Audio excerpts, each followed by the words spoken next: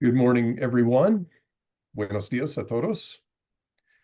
First, a couple of things you need to know. Primero, un par de cosas que necesitas saber.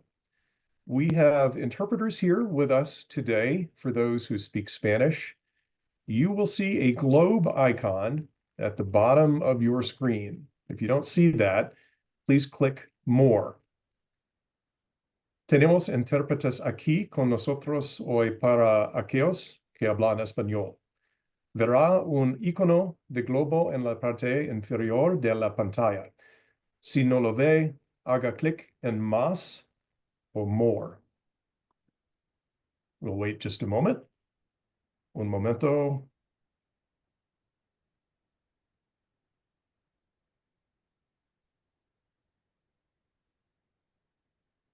All right. Thanks everyone for joining us. My name is Jim Williams. I am Communications Manager for Boulder County Boulder County Human Services. We used to be Housing and Human Services. We are now Boulder County Human Services. We are glad to have everyone here today to learn more about our upcoming Survive and Thrive program for nonprofit organizations, providing safety net services and child care providers, including family, friend, and neighbor providers. Questions can be entered into the Q&A and will be read aloud by program staff at the end of the meeting during the Q&A period. We will do our best to answer the questions we receive about the application and eligibility for the program, but we may not have time for every question. If we aren't able to answer your question today, we will have another info session on February 24. You can also contact the program manager with your questions, and we will share her contact info at the end of the meeting today. This meeting is being recorded so we can share it later with those who are unable to attend today. And now I'd like to turn it over to Emily Darrell, who's the program manager for the Survive and Thrive program. Welcome, Emily.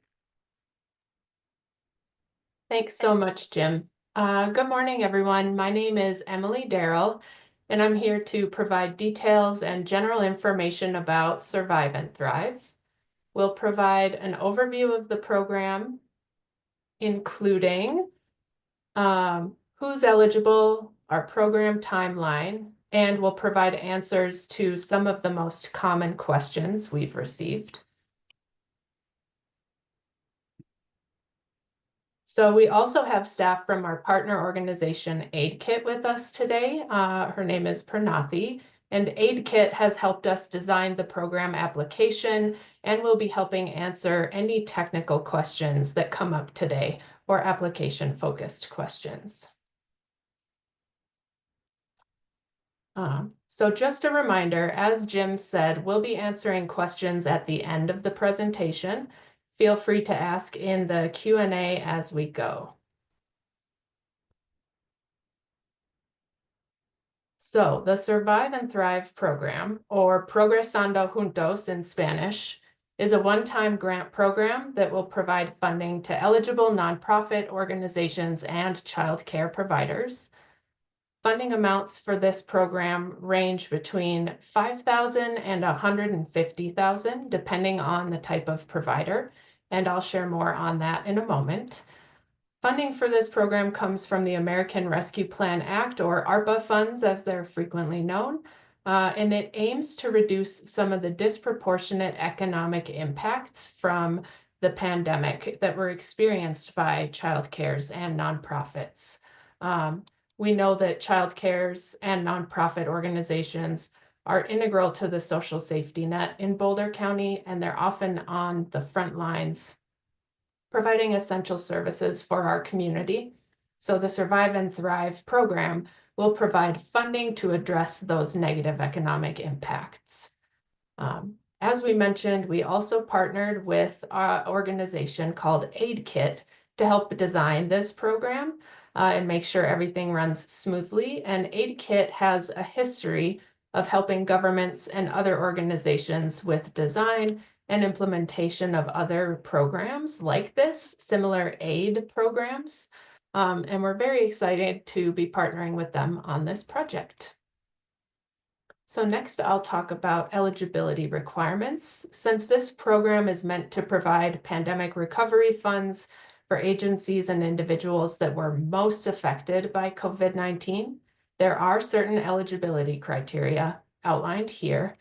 Again, this program serves nonprofits providing safety net services and childcare providers that are licensed, as well as family, friend, and neighbor providers, also known as FFN. To be eligible for funding, all applicants must meet the following general criteria. They must be located and provide services in Boulder County. They must have provided services in Boulder County in 2020 and/or 2021, either of those years. They must be 18 years or older. Applicants also must have experienced at least one negative economic impact as a result of COVID-19 and have lasting effects today. So those negative economic impacts include decreased revenue or gross receipts, financial insecurity, increased costs, decreased capacity to weather financial hardships, and challenges covering payroll, rent, mortgage, or other operating costs. There are also a few additional requirements we'll go over based on applicant group. This program will fund two types of childcare providers: licensed providers and unlicensed family, friend, and neighbor providers. Family, friend, and neighbor providers are they're providers that regularly serve 4 or fewer children in an informal childcare setting. Usually they are grandparents, family, friends, as the name would suggest. Family, friends, and neighbors must serve at least one child under the age of 5 in order to qualify. Both groups must serve kiddos 0 to 5 in order to qualify. For licensed providers, this means you must be licensed to serve children in this age range of 0 to 5. We have received some questions about this, and so we want to clarify that we're able to accept applications from the following license types. We have child care center, experience family child care home, preschool program, and 3 under 2 family child care home. Oh, no, wait a minute.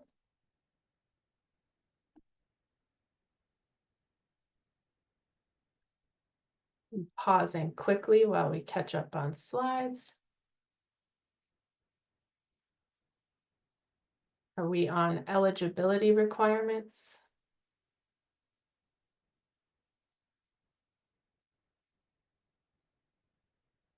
Perfect. Okay. Sorry, folks. I think we're all set now. So this slide does outline the eligibility requirements. And again, the child care licensure types I just mentioned are the types that primarily serve children 0 to 5, which is prioritized by this program. So then, continuing with eligibility requirements, we have nonprofit organizations that must be licensed as a 501c3 or 501c19. And while we know that other types of nonprofits would also benefit from this assistance, this eligibility criteria is finalized at this time. Nonprofit organizations must also provide at least one safety net service. That includes things like food security, rental assistance, or housing support and security. That includes utilities, healthcare, mental health or substance use treatment, employment support, direct cash assistance or financial counseling, education and skill building, and child care advocacy or early childhood services. An important note about this is if you are a licensed child care provider that's also a nonprofit, you can apply twice, once as a child care provider and once as a nonprofit. You will have to complete 2 applications. And next, we can talk about funding amounts on the next slide. So the funding amounts provided by this program will vary based on the type of provider applying. This funding is similar to grant funding and is one-time only. So eligible family, friend, and neighbors may receive $5,000. Eligible licensed child care providers may receive anywhere from $8,000 to $40,000. And eligible nonprofit organizations may qualify for anywhere from $50,000 to $150,000. So the amount of funding that's provided to organizations will vary based on a number of different factors, and we encourage applicants to provide detailed and thorough responses regarding the negative economic impacts they experienced as a result of COVID-19 to help us make these determinations. Funding must also be used to address negative economic impacts from the pandemic. We know the impacts from the pandemic are broad and are likely based on a number of different factors. So there's currently no reporting requirement once these funds are awarded, but we do expect licensed childcares and nonprofits to keep careful records of the spending for this program in case that does change, or we need to request additional information on spending. Perfect. So next we have estimated program and application timeline.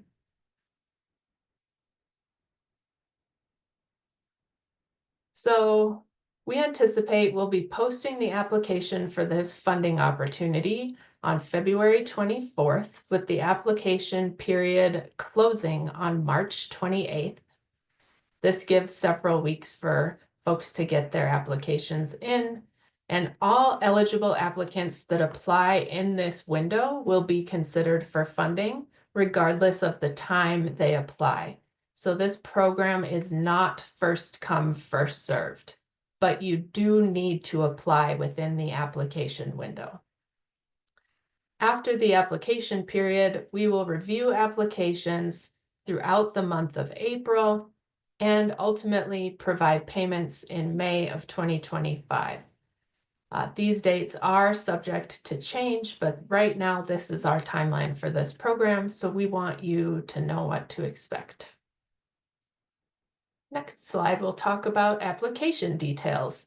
So there will be time to ask specific questions about the application at the end of the session. Again, we have our partner aid kit with us here today, but this provides a general overview of what to expect. The application may take about 40 to 60 minutes to complete. You'll complete it by phone, tablet, or computer, whatever works best for you. And you must be able to take a selfie or a picture.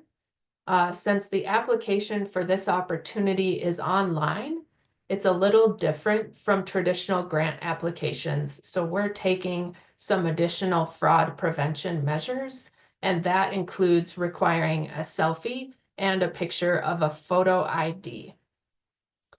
Applicants should also be prepared to provide a photo ID, like I mentioned, government issued, and we accept multiple types of photo ID that are government issued. They must also be prepared to provide their child care license number, and their 501c3 or 501c19 registration number, which can be found on Colorado Secretary of State website. Oh, sorry, I have a few more eligibility things. I just paused for a second. And then we have a few additional application requirements for family, friend, and neighbors. Please be prepared to provide proof of residence in Boulder County.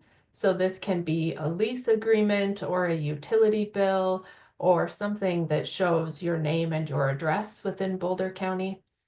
We also require that family, friend, and neighbors provide proof of services provided.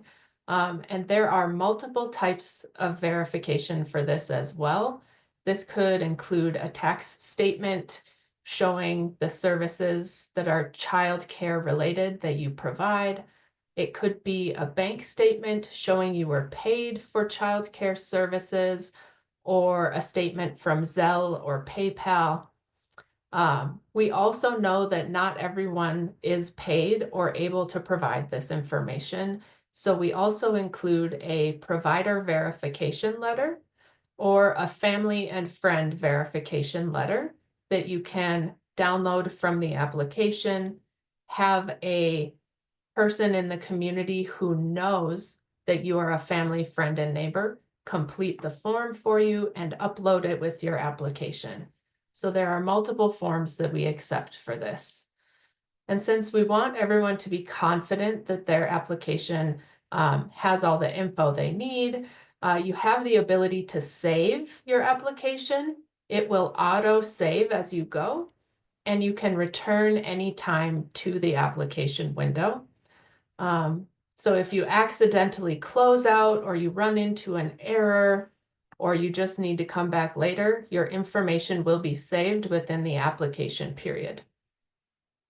And just another reminder for organizations that are applying for both types of funding opportunities. So if you are a nonprofit childcare provider, you have to submit 2 applications, one of each type. We want to make sure folks don't forget to do 2 applications.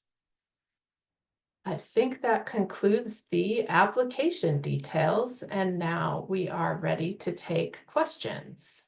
I will try to continue speaking as slowly as possible.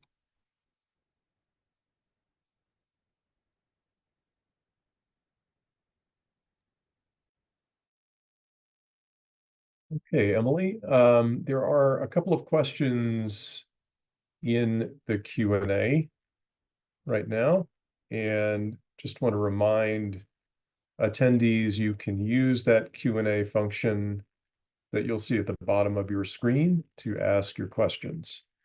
The first question that we have is, can you clarify if a nonprofit had to have 501c3 status in 2020 or 2021? Our nonprofit was operating but not given 501c3 status until 2022. That is a great question. And the answer is that organizations must have had their 501c3 or 501c19 status in 2020 or 2021. And this is in part due to the ARPA funding requirements, because this funding is responding to the impacts experienced in 2020 and 2021. The organizations must have been operating in that formal 501c3 or 501c19 capacity at that time. Of Thanks, Emily. course. Next question, are there any limitations on who can be served by these funds? Yeah, great question. The funds must be used to pay for negative economic impacts experienced as a result of COVID-19.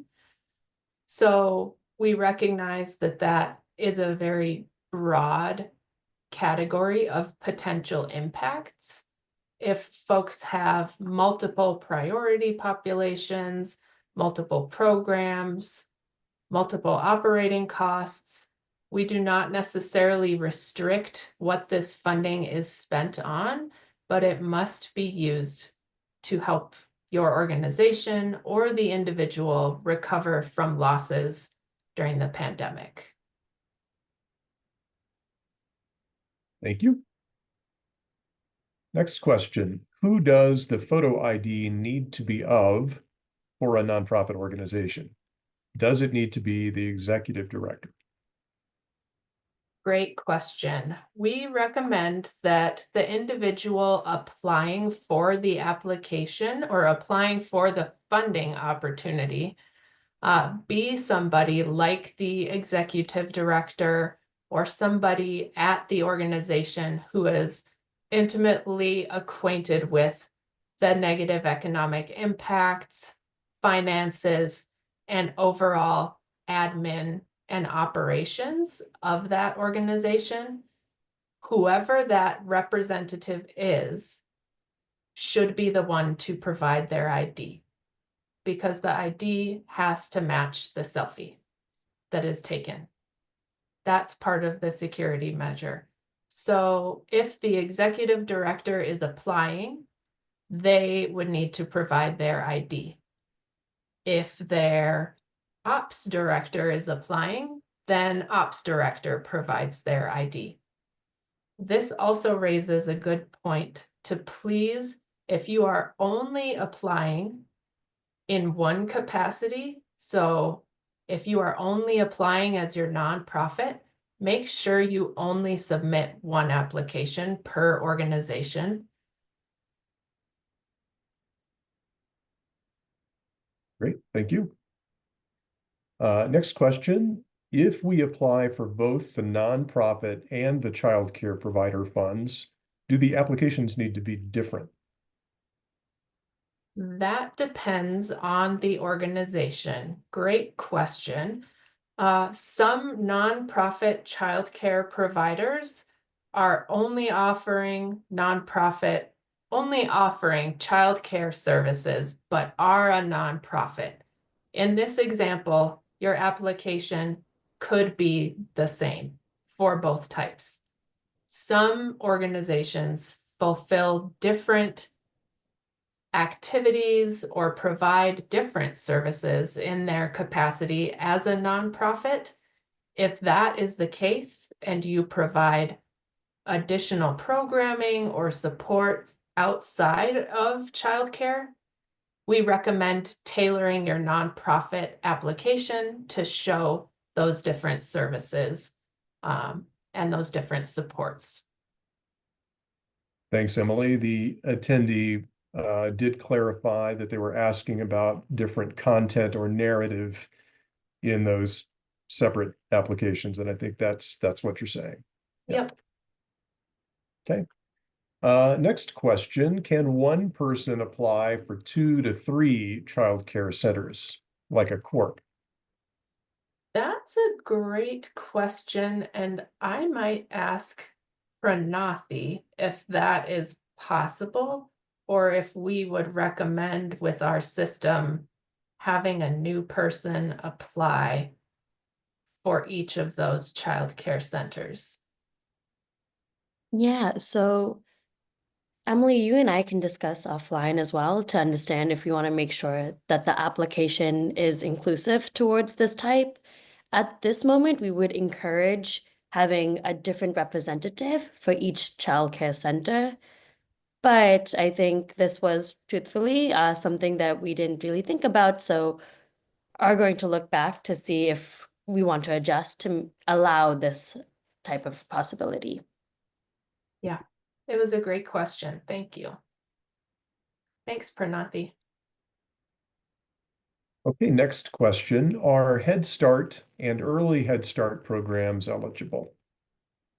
So this funding opportunity supports specific licensure types, and that does not include school-age child care centers or school district affiliated child care. So that is an important distinction in the funding here. If your child care is school district affiliated or supported, so oftentimes you would be financially supported by the school district, then you are not eligible for Survive and Thrive funding. Thank you. Next question. Can we provide multiple applications if we have different centers, programs in Boulder County? For example, we have one child care center in Longmont, one in Boulder, and a summer kinder camp in Lafayette. Do all of these qualify? Can we submit 3 applications? And that sounds like the question we just received about should we have an individual, can one person apply for all 3 of our locations? So that's something that we are going to get clarification on, and we should be able to respond to this question in more detail to follow up. We would encourage you to submit 3 applications at this time with a different person for each, but we will provide further clarification after this meeting. Next question, will funding be provided on a reimbursement model or upfront? This funding will be provided up front. Thank you. Next question, we operate two licensed childcare facilities in Boulder County. Can we apply for both facilities? This is a popular question. Now we know. We will let you know as soon as we have additional clarification on that question. Thank you. Yeah, thanks. Next question, what should child care centers prepare to show a wage and cost loss? Yeah, at this time, we recommend that folks are prepared to describe any of those negative economic impacts. It would help to know information about the staff you had or the wages you had pre-pandemic. So that can be 2019 or the fiscal year prior, compared to the years 2020 or 2021. If you're describing current impacts, you would want to share details for 2024 as well or beyond.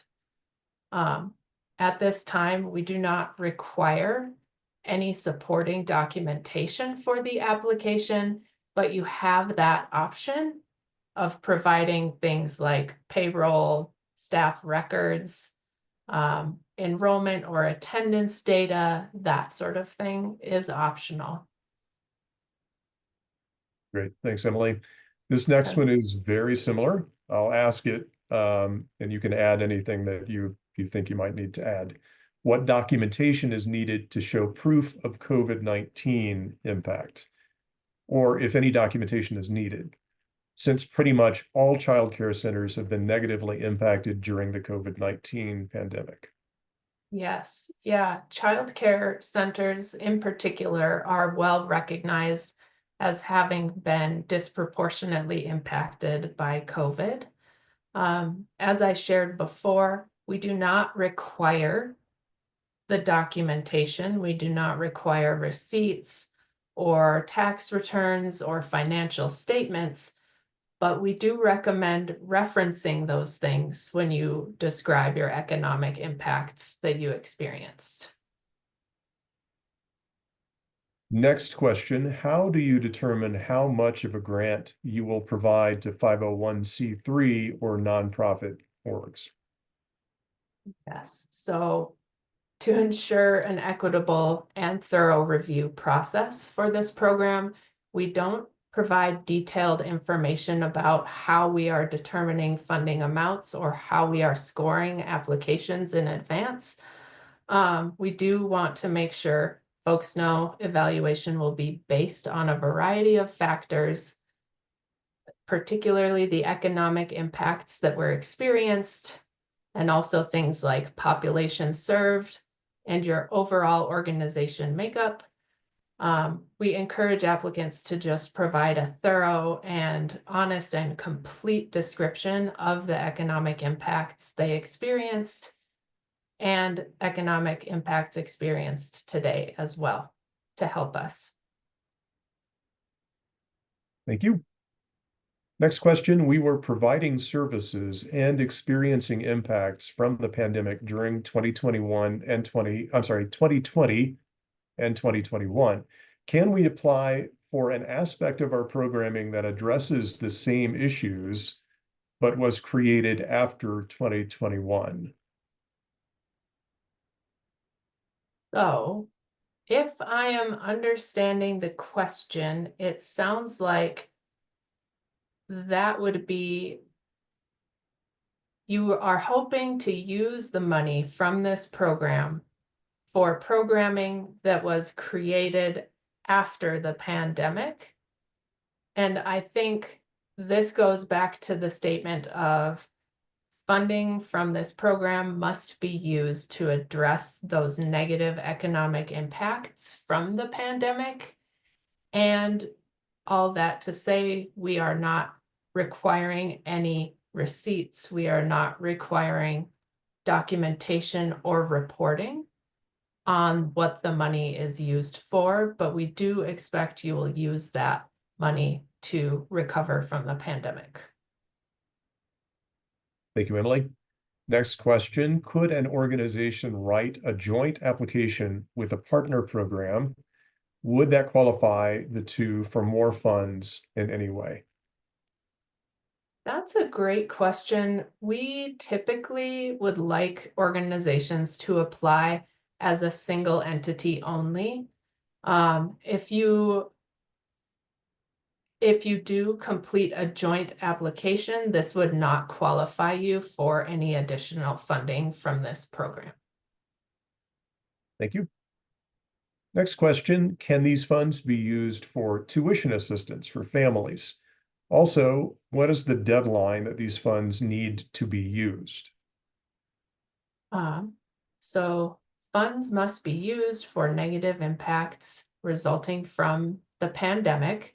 If that was something that your organization had to reduce assistance for families, you didn't have money for that programming as a result of shortfalls from the pandemic, and this money would help you account for that, that is an acceptable expense. The deadline for funding to be spent, we don't have a deadline for the funding to be spent. Great, thank you. Next question, we opened a new childcare facility in 2024. We were operational and serving ages 0 to 5 during 2020 and 2021, but not at this facility. Can we apply for this facility? That is a great question. Please only apply for those facilities that were open and in operation during the pandemic. So that facility would not qualify for this funding. Thank you. Next question, can the award be utilized for a capital campaign to build a new building to better serve the community in the event of another pandemic? So to me, this does not sound like it's a recovery expense, but a rather emergency planning capacity. So I would say that that expense would not qualify under this program's guidelines. Thanks, Emily. And just a reminder that folks can reach out directly to you with any sort of specifics they might have related to their questions like that, if there are things that aren't mentioned in these questions. Absolutely. Thank you for that reminder, Jim. Yeah, if there is more context, feel free to email me. Great. Next question, what is the total amount to be awarded? Are there any priorities for what will be awarded? So I can go back to the amounts that will be awarded based on applicant type. Overall, this program will be awarding $7.8 million in funding, but based on the category of applicant, family, friend, and neighbors may receive $5,000. Eligible licensed childcare providers may receive anywhere from $8,000 to $40,000, and eligible nonprofits may receive anywhere from $50,000 to $150,000. And again, we are not sharing the scoring criteria, but we want to make sure folks know to provide as much clear and honest detail about their economic impacts experienced to help us evaluate. Thank you. Next question, is the amount that the organization gets funded between 50 and 150,000 based on the negative impact in 2020 and 2021 or current need, in other words, ongoing economic impact? Or is it based on organization size or budget or anything else?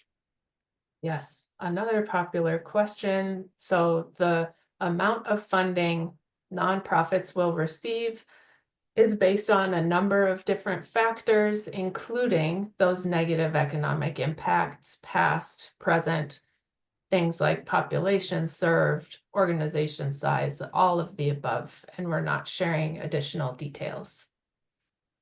Thanks, Emily. And here's another question that is similar to one you've heard.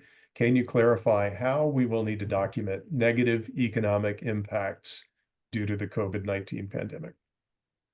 Yes, so that's included in the application. All organizations will be asked to outline the negative economic impacts experienced.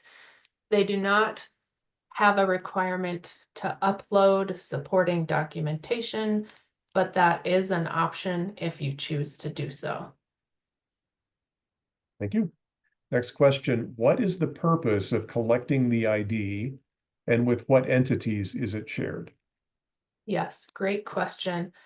Since this application is hosted online and it's a little different than traditional grant applications, we want to make sure that we are preventing fraudulent entities or bad actors from submitting an application and receiving this funding. So by taking a picture of a photo ID, we're able to verify that the individual applying is a real human being and match that photo ID to a selfie that is taken in real time.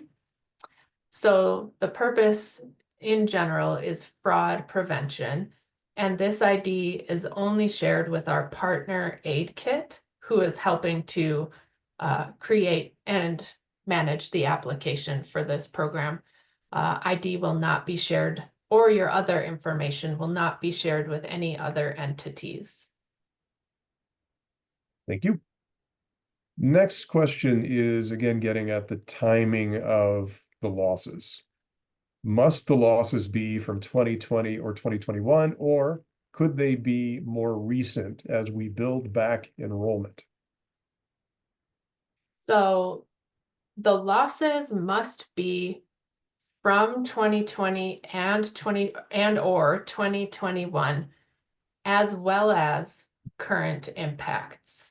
So you must demonstrate that during COVID-19, you had a loss, you had negative impacts, and you have some sort of loss or economic impact now. They do not necessarily have to be for the same category. So maybe you had difficulty covering rent during the pandemic. That issue was resolved, but now, as a result of the pandemic, you still have ongoing staffing issues or enrollment issues. Either of those situations would qualify.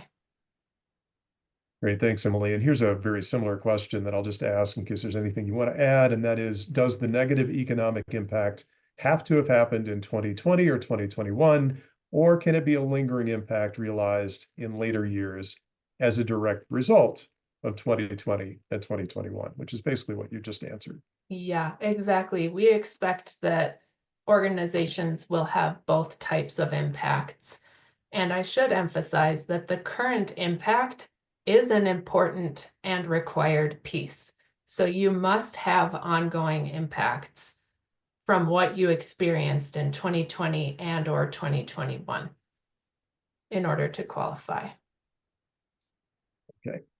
Next question. Do 501c3 schools providing educational programming to students in K through 12 qualify? So that is some of the additional qualification or clarification that we provided.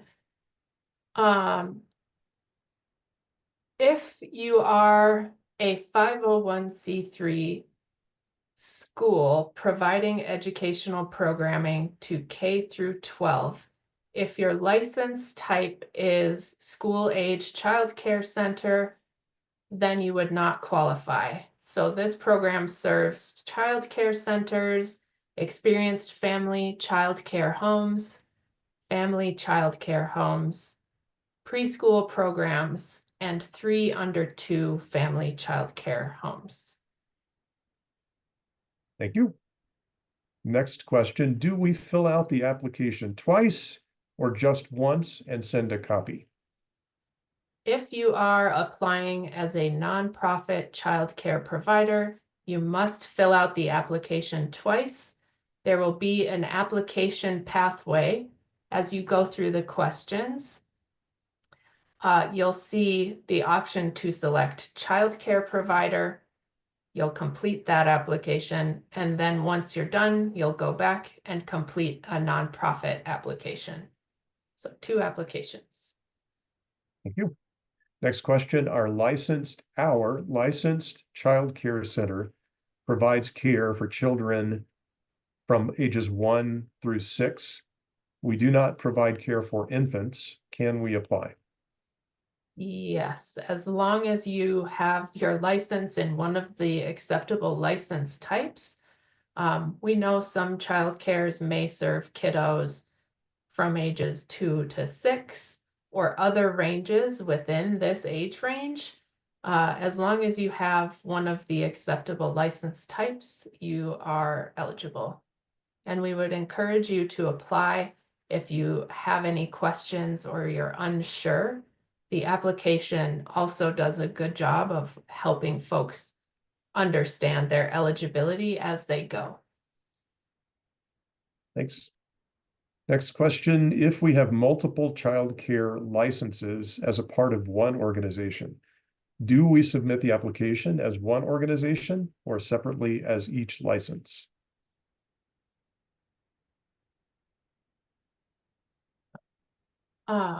So this is one of the most frequently asked questions today, and this is a question we will have to get back to folks on. Right now, we are sticking with the answer that you should submit an application per license, separate applications. Great. Next question. If we apply for a higher amount, will a lesser amount be granted or will the application be denied altogether? So that's a great question. Folks do not have the opportunity to select the amount that they are applying for. You can either apply as a childcare provider or a nonprofit or both. And the information provided in your application will determine the amount of funding that's received. So you will not be necessarily denied based on the application type that you complete. Okay, thanks. And we continue to get questions just about the number of applications needed, depending on the way the organization is structured. So here's another. If we have 2 different license numbers in one building, which qualifies for the 501c3, do we each apply for the care side and only apply once for the 501c3? So a total of 3 applications? I think at this point, I'm going to defer to, we will follow up on questions about multiple applications. And we should have this additional information in time for our next info session as well. So if folks are interested, they can always attend that session too, but we can add that as an FAQ on our webpage as well. We'll let folks know. Definitely good to know which questions are really surfacing most for people like this. Yeah. Next question is, again, a similar one to what we've seen before related to eligibility. We have a licensed child care center at a nonprofit, I'm sorry, at a private nonprofit pre-K through grade 12 school. Our license is for ages 2.5 through 13. Would we be eligible? That's a great question as well, and one I will have to get back to because that feels like a gray area that's, I think, intended. So because you are a private nonprofit pre-K school, but that is technically a school, and this program does not fund school-based programs. That's something I'll have to double check and get back to you on. Thanks, Emily. Sorry, I don't have that off the top of mind. Next question, is the money in hand for Boulder County? Any concern of funding being pulled or disappearing given current administration actions or threats to pull federal funding? Yeah, we understand this concern is at the front of everyone's minds, including our own. This is money that we have been awarded, and right now we are just keeping an eye on the situation. And if we know or learn of any changes that are coming down that might impact this program, that's something that we will make sure we share with applicants, potential applicants, and partners as soon as we know more. Thank you. Next question, for organizations that launched in 2020 or 2021, can we use recent financials in comparison to COVID era numbers? This as opposed to using pre-COVID comparatives. Yeah, I think you can use all of the above. Great, thanks. Next question, for unlicensed family members, does the funding have to be spent in a specific way? Also, what documentation should be provided to show loss due to COVID? That question again. Yep. Now just give a pause for a moment. So the funding does not have to be spent in a specific way, but it must be spent for pandemic recovery. This is the same as what's required of licensed childcare and nonprofits. So money has to be spent on pandemic recovery. And again, we do not require supporting documentation to demonstrate a loss due to COVID, but you do have to thoroughly describe and explain how that impact was realized. Okay, thank you. Next question. So if my company was created on January 2021, but we got licensed on January 2023, and because of COVID, we could start operations, could we still apply? Could we apply? Yeah, unfortunately, we understand that's the reality for probably many organizations, but due to our funding restrictions, we require that folks are certified, were certified, and licensed in 2020 and or 2021 in order to qualify. Thank you. Here's another question about use of the funding. The funding could be used for salaries and some general operations expenses, or we should just apply for one specific need. Again, we recommend that you describe the economic impacts that you experienced, how this funding will help you today, and what you spend the money on has to be related to your economic impacts experienced from COVID. but again, we do not require reporting on those exact expenses. Thank you. Here's another question about timing of facility. We opened our new facility in 2024 because of emergency childcare services we provided in 2020 and 2021. The new facility is a direct result of the pandemic. Then can we apply? Unfortunately, this would not qualify because the organization was not officially in operation in 2020 and or 2021. Thanks. Another question about use of funding. Is this primarily about helping the organization, or are we supposed to get the funds out to who we may have served?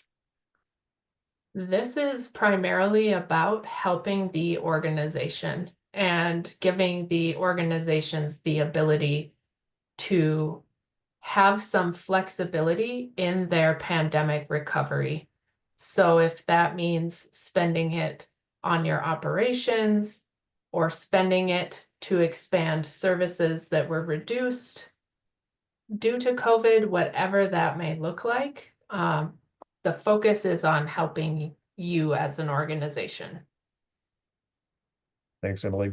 Here's another one that you have answered in a different way. Is the award amount based on what we can show for negative impact, or do we ask for a certain amount?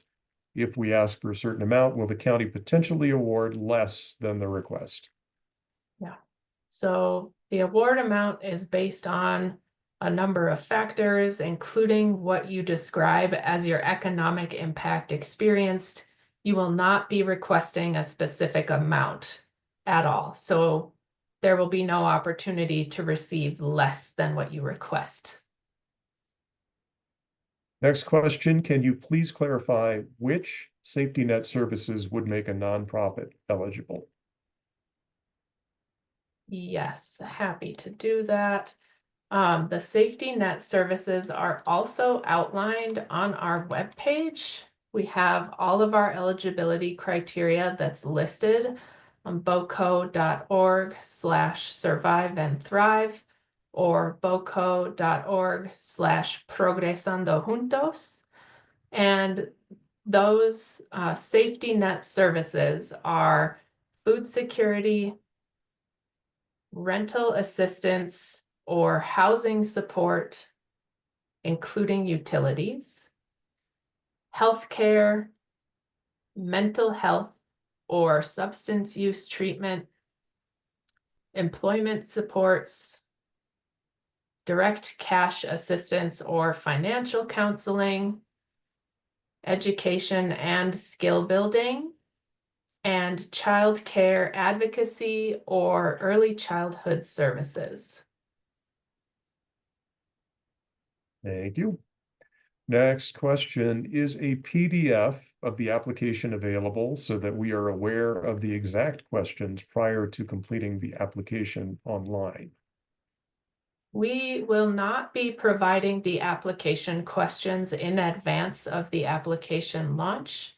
Part of this is because we have the capability to complete the application over several weeks. And you also have the opportunity to save the application and return to it at any point in that, I think it's 4-week window. Thank you, Emily.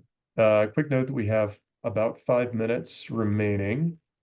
We have a few more questions. We have 9 more questions. We'll try to get through as many of these as we can, but Emily, if you need a little bit of time to wrap up, just let us know when. Okay.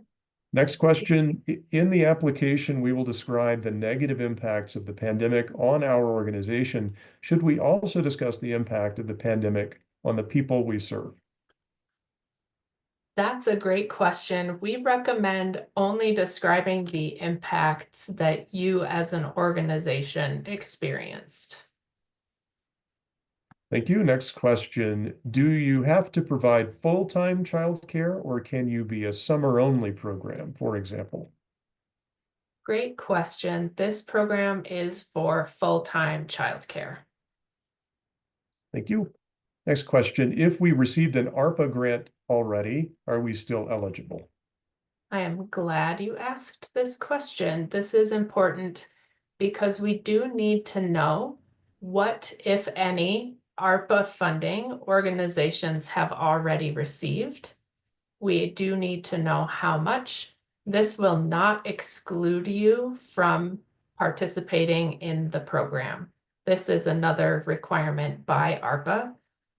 Again, if you received an ARPA grant, it will not disqualify you for funding, but we do need to know. Thank you. Very similar question here, and I think the answer is probably the same. If an organization received PPP funds, those business support funds, post-COVID, are they still able to apply for these grants? Yes, great question. If an organization received PPP funds or Paycheck Protection Program funds under the CARES Act, they are still eligible to apply. We also don't need to know about that type of funding since it's a separate funding source. Thank you. Next question. Does this apply for private preschool under a child care license? Again, that's a question I am circling back to clarify. All right, next question.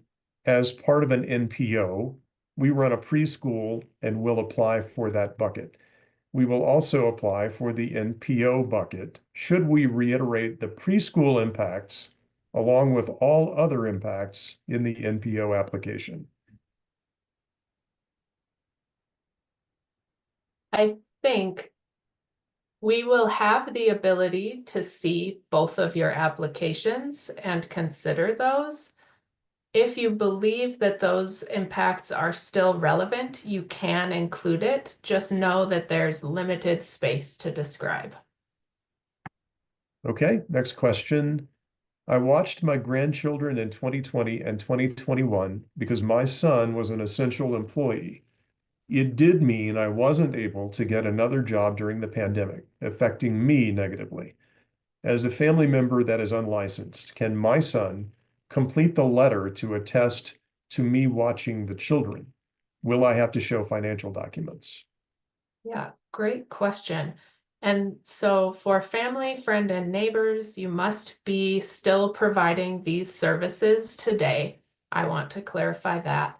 It sounds like you aren't paid for these services. You don't have other documentation types. I will say those other documentation types are our preference. And your son would be able to write that letter on your behalf, attesting that you provide these services. We do not require financial documents, but if you could provide them, if you can show I am paid by my son in my capacity as a family, friend, and neighbor, that is the preference, but no other financial documents are required. And Great I think information, Emily. we're at time, I feel But like. there's one last question. What are examples of housing stability? That's a great question, and that would be, I guess, in the safety net services. Housing support and security could be something like the energy assistance program or providing things like rental support. If you offer programming in a shelter or something like that, I think the list is pretty broad and pretty long, and I'm happy to chat about that in more detail. Great. Thank you very much. That's all the questions we have, Emily. Awesome, we got through. Thank you, everybody.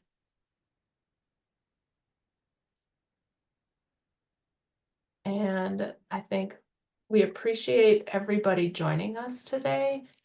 We encourage folks to, if you had questions that weren't answered or weren't answered to your liking, to your level of detail, please feel free to attend our session on Monday, February 24th.